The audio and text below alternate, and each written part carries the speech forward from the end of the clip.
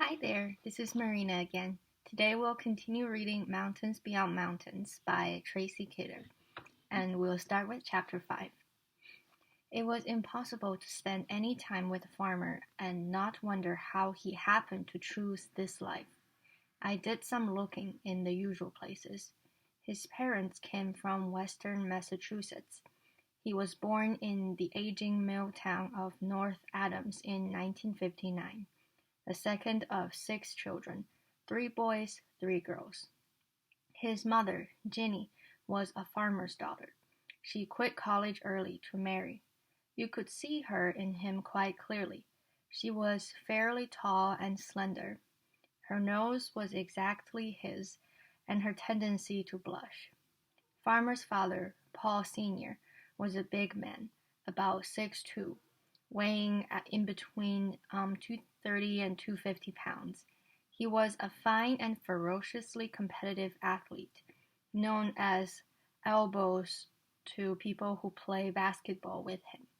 In later years, his younger daughters would rechristen him the Warden on account of his strictness. No makeup, no boyfriends, no staying out late. He was a restless sort of man. He had a steady job as a salesman in Massachusetts.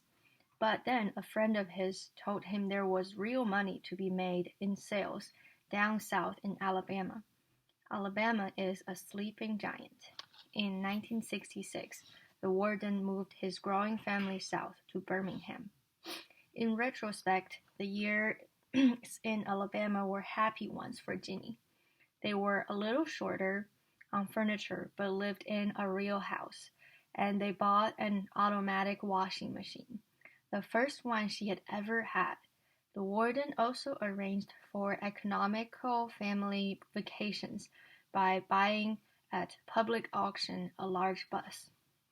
The bus, oddly enough, had once been used as a mobile TB clinic and to accommodate an X-ray machine. A turret-like extrusion had been added to its roof. The bus's brand name was Bluebird. The Bluebird Inn, the farmers called it. Meanwhile, Paul Jr., PJ, or Pal to his family, was flourishing. His sisters remember him as a scrawny boy, intense in anger and affection. And, they'd say, he has this huge brain. The elementary school authorities placed him in a gifted and talented class. In 4th grade, he started a hepatology club. He invited all his classmates to the house for the first meeting and asked Jeannie to make Rice Krispie treats. None of his classmates came, and he was quiet for a time, a sure sign to his older sister that he was upset. But the family, in effect, became the club, attendance required by the warden's decree. They'd meet in the living room. PJ would dress up in a bathrobe and point with a stick at charcoal drawings he had made for reptiles and amphibians. Even his siblings had to admit the pictures were beautiful. He'd discourse on the animals' diet, reproduction, lifespans, their interesting and unusual characteristics. He'd always announce each species by its Latin name. A sister remembered thinking, we should just beat him up and go back out and play. But after a while, she and the others would get interested and start asking questions.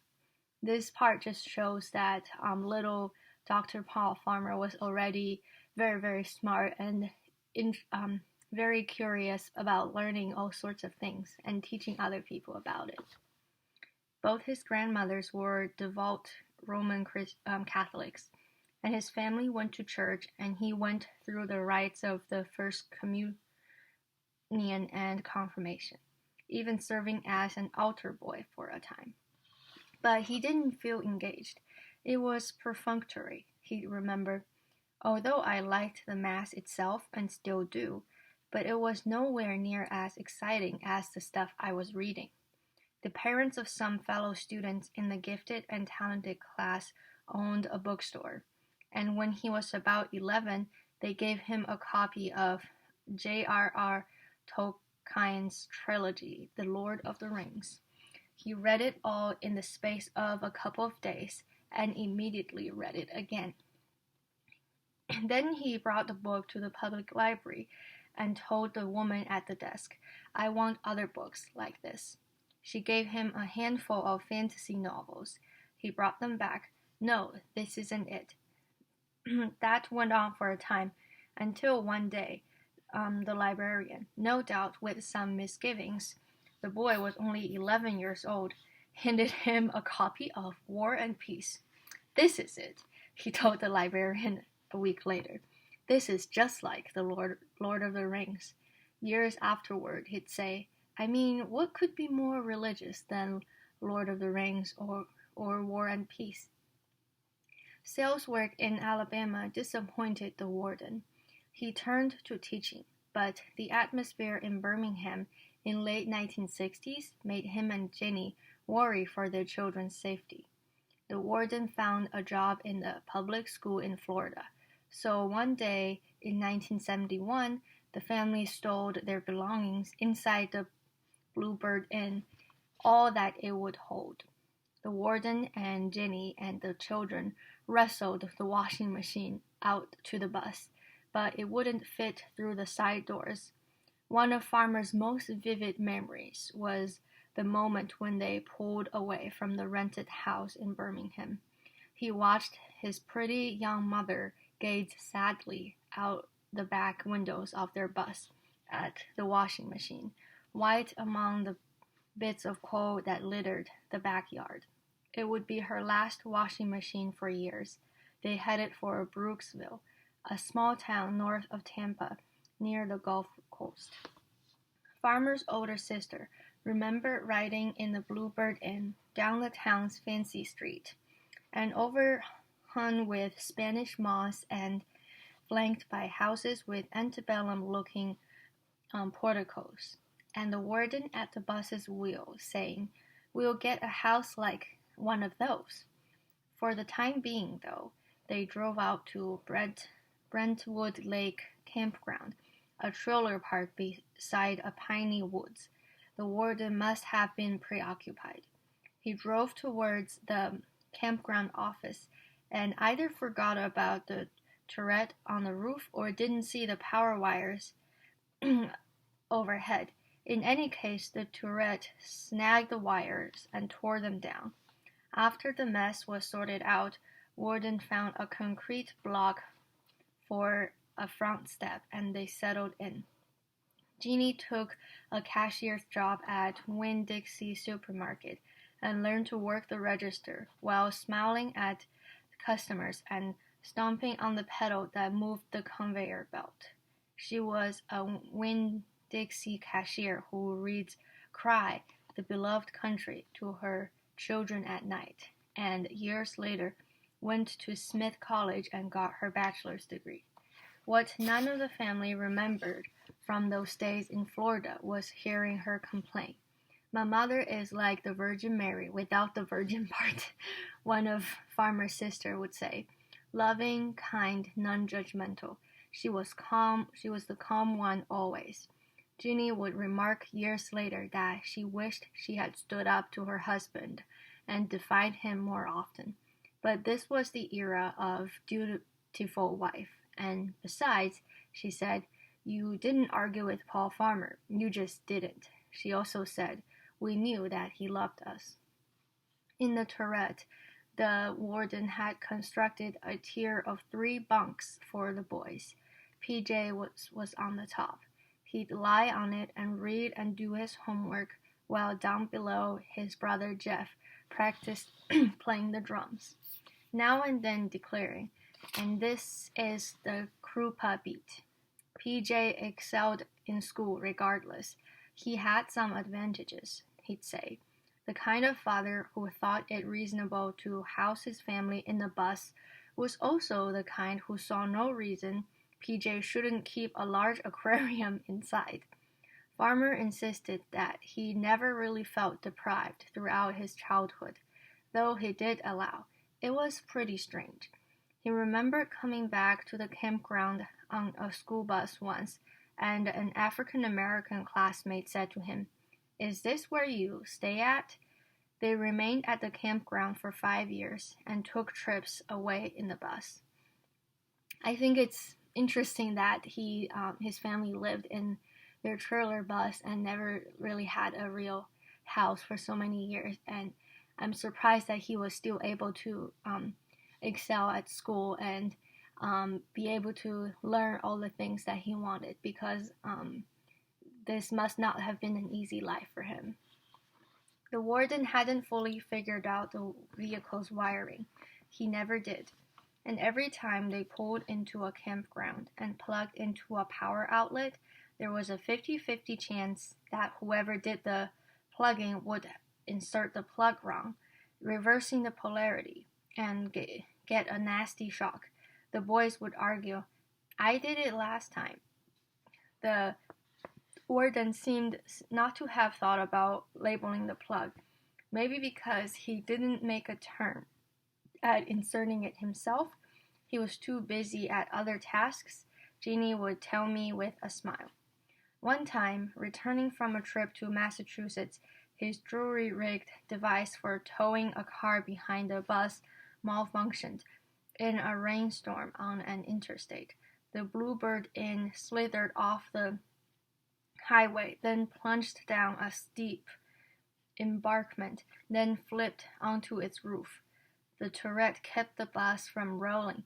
Miraculously, nobody got hurt. But it took the warden some months to repair, more or less, their living quarters.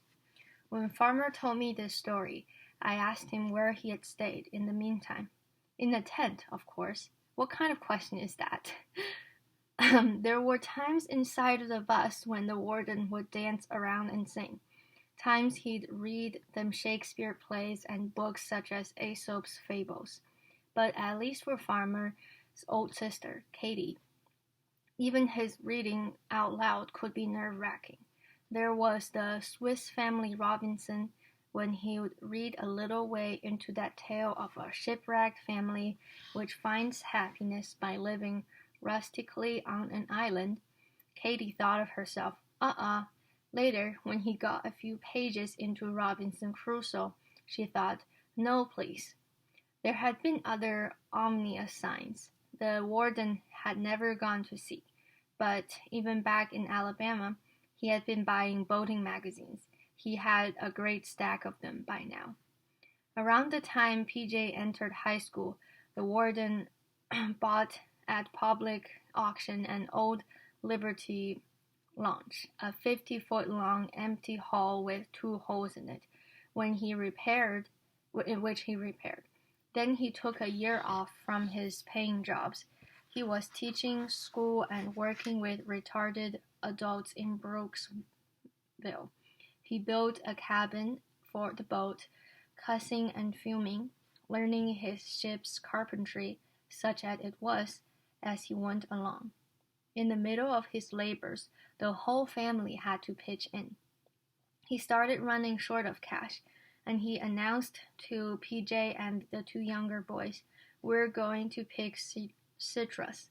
PJ said, "But Dad, white people don't pick citrus." "Yes, but I'll give you white people." Most of the workers up the ladder in the orange trees were black. In fact, PJ heard them talking from tree to tree in a strange language and asked his father what it was. "Creole. They're Haitians," the warden explained. To young Paul, he described briefly the epic poverty of their country. But PJ didn't get to know any Haitians then. The farmers didn't work in the grooves long enough. The pay was meager. After a few days, the warden called it quits. He went back to work on the boat, which he named the Lady Jin, after his wife. When he declared it finished, he bought a generator for it and a fair amount of fishing gear that they really couldn't afford, but that he insisted would pay for itself in no time. According to his plan, the boat would make them truly independent. It would serve both as their home and a source of revenue through commercial fishing. Their first voyage began on a calm and sunny day, the warden at the helm. They steamed out into the Gulf of Mexico, far out of sight of land. They anchored in the shallow waters of the Gulf, had lunch, and swam. PJ and his siblings cavorting all around the boat. But they hauled up only a few edible fish, and then, that night, a storm blew in. The wind was howling, the boat was pitching at its anchor, and Ginny became terrified. Fear must have made her as implacable as her husband, because at some point that night, at her insistence, he tied a rope to the generator and threw it overboard as a second anchor. Meanwhile, down in their berths, the rocking, rolling cabin, the children were enjoying themselves immensely. Cool, a storm. Years later, Farmer's brother Jeff would tell me that he had known all along his father was incompetent in boats. Even as they had motored out that morning, he realized that the man knew nothing of navigation. But the thing was, it was a strange feeling. You knew he didn't know what he was doing, but you also felt the security that he would get us out of the situation, that nothing was really going to beat him. Ginny, for all the frights he put her through, would say of Warden, he was a great risk-taker, and everything always turned out all right. She paused. I mean, no one ever got seriously hurt. The next day, the heading landward, the Warden got lost and grazed a rock, but they made it safely into port. The Lady Jane went on a few other short, eventful voyages. On one of those, the warden disregarded the channel markers. He seemed to think they represented arbitrary rules that he was not obliged to follow. And Jeff said, Dad, you are not in the channel. The warden said, Shut up, what do you know about it? And a moment later ran them hard aground. But for the most part, after its first and only fishing trip, the Lady Jane stayed moored in another uninhabited bayou on the Gulf Coast, named Jenkins Creek. On a bookcase shelf in his little house in the parched hills of inland Haiti, Farmer kept a photograph of that other home, the Lady Jane, painted white but not very recently. Floats moored to a metal pipe in the inlet. It's surrounded by marsh grasses, tall palm trees in the background. A gangplank leads the terra firma. A TV antenna sits on top of the cabin, and the cabin, a square superstructure planted on a rounded hall, didn't quite fit. The Bluebird Inn doesn't appear in the photograph, but it was parked nearby, ready for family exertion, on a dirty road beside the creek. The warden was happy there. He had his family where he seems to have wanted them, on an island, so to speak, safe from malign influences. As for young Paul, he loved the bayou, the starlit solitude, the osprey that lived in a nest off the Lady Jane's starboard bow, the otters that would swim by, the alligators they'd hear barking at night.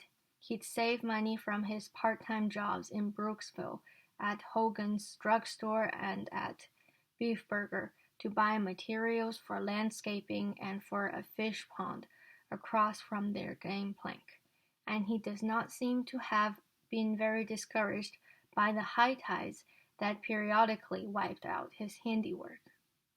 The bayou life was hardest on Jenny. She worked all day at the Winn-Dixie and had to take care of 6 children and a husband on a boat.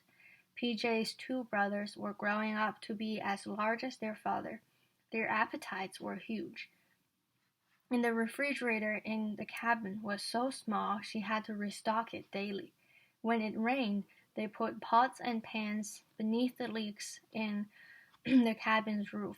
At night, cockroaches skittered in the blige like a roomful of impatient women tapping their fingernails on tables.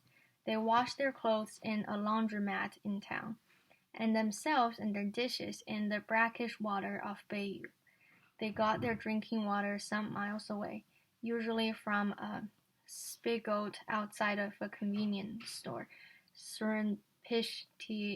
surreptitiously filling the jugs that rattled around in the back of another vehicle that the warden bought at auction, the truck of many colors, or the olive drab army surplus sedan that they called the staff car, purchased by sealed bid at 288. Once on the lonesome road from Brooksville, the staff car overheated.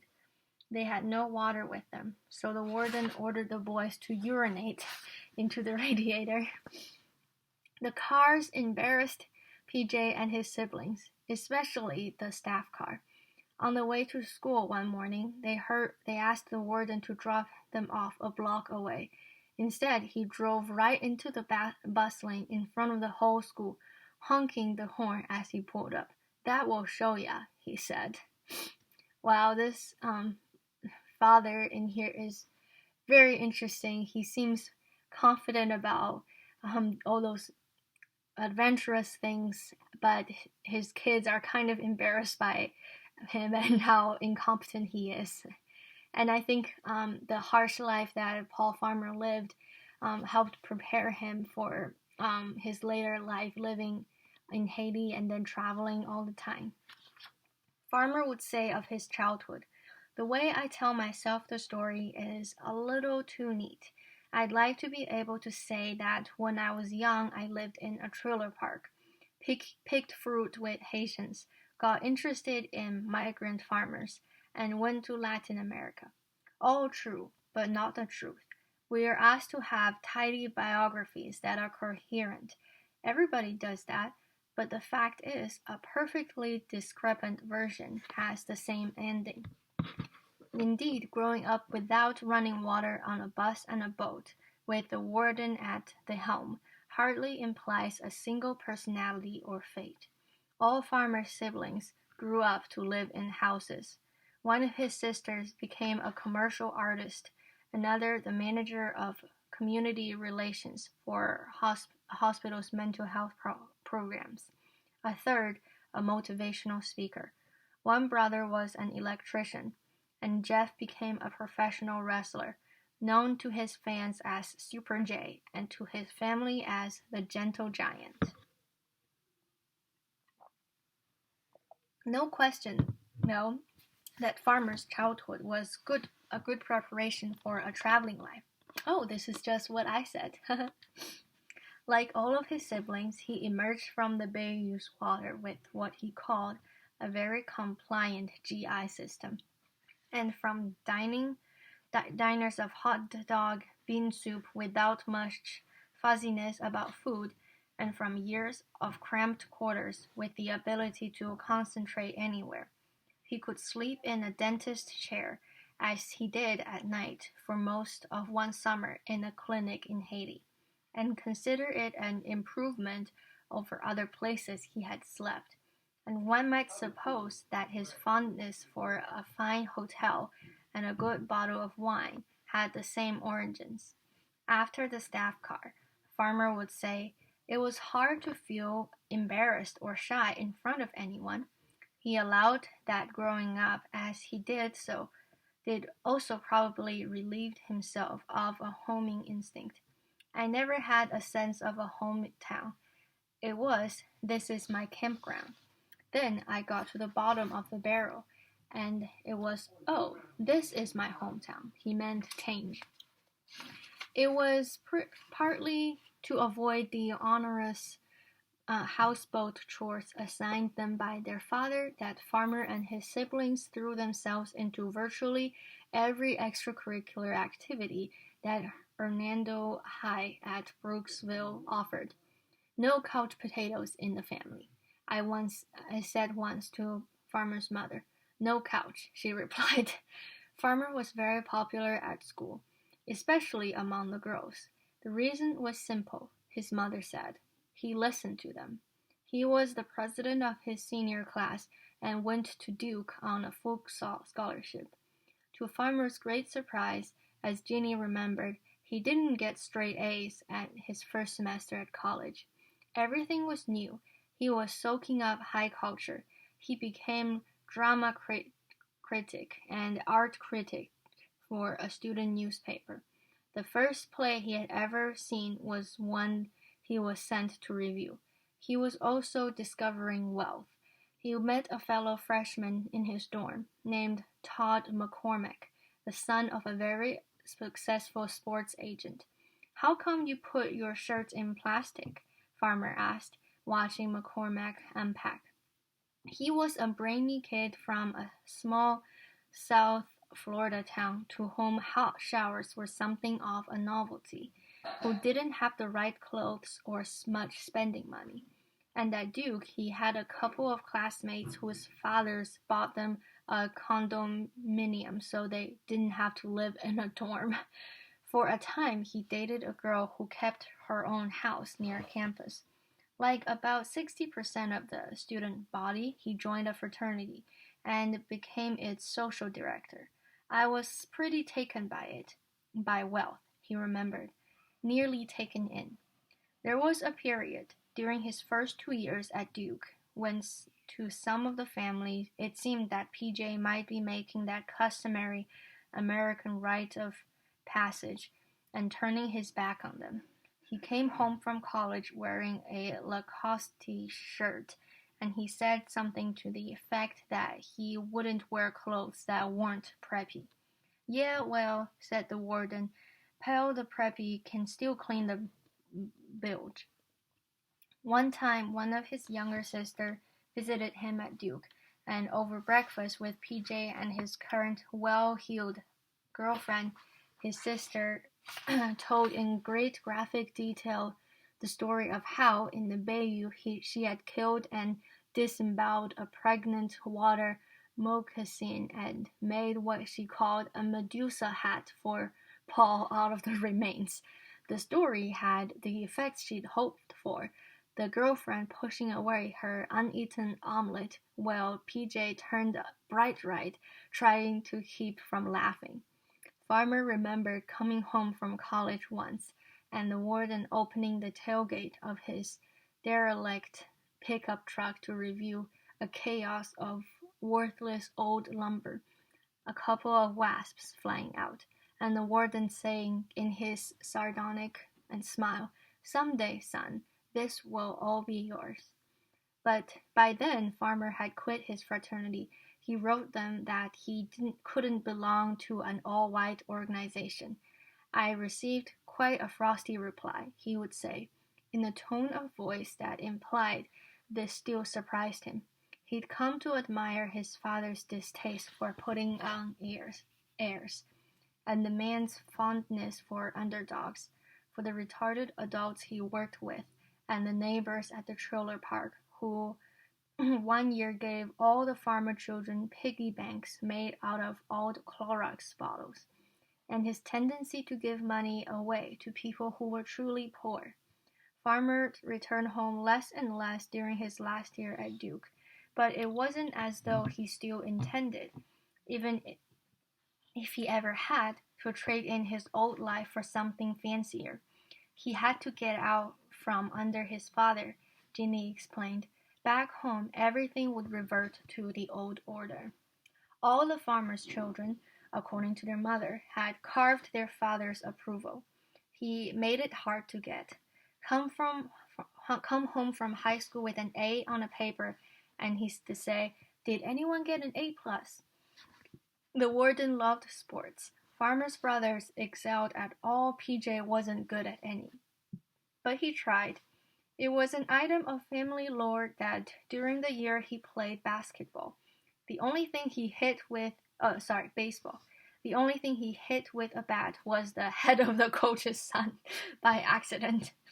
In high school, he went out for tennis and track, and would push him so hard in races that he'd throw up at the finishing line. When I think of it, I could just cry. Ginny would say. He wanted to show his father he was an athlete too, and his father would be so proud of him now. Actually, according to his brother Jeff, the warden bragged about PJ constantly, his test scores, his full scholarship to Duke, but only when PJ wasn't around. He was unbelievably proud of PJ, but he wouldn't tell him because he was the kind of guy who thought, I don't want your head to get too big. In the warden's evolving dream, his children grew up and had families and all settled down around him and Ginny in a large compound. Instead, one by one, they began leaving home.